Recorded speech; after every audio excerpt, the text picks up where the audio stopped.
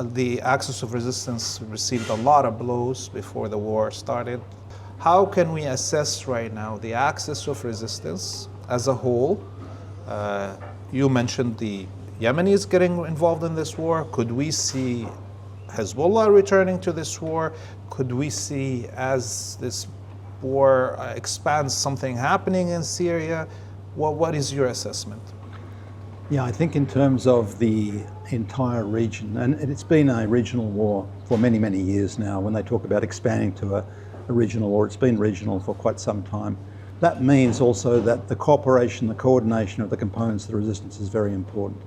Now, the Yemenis said to me in February that they consider they have a much greater responsibility for the regional resistance after the collapse of Damascus, basically. You're right that the resistance in Lebanon is weakened. It hasn't disappeared. Effectively, it prevented the takeover of South Lebanon. And the Iraqi resistance is very powerful morally, but constrained by the occupation that Iraq still suffers. Really, the Iraqi government is still crippled by this, even though it's a relatively small occupation, but it prevents the Iraqi government from doing many things. So I think we've got to look at those links and that level of coordination. What gives me some hope is the fact that the Iranian response has been very strong so far, no sign of letting up.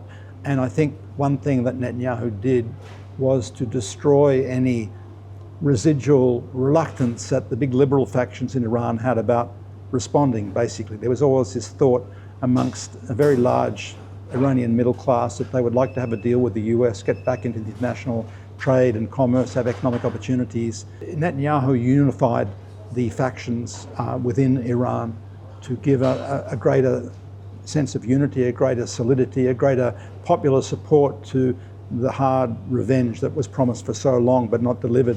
And that the rise of those elements is going to consolidate their positions within their own countries and hopefully deliver some benefits to the weakened parts of the resistance in Lebanon in particular.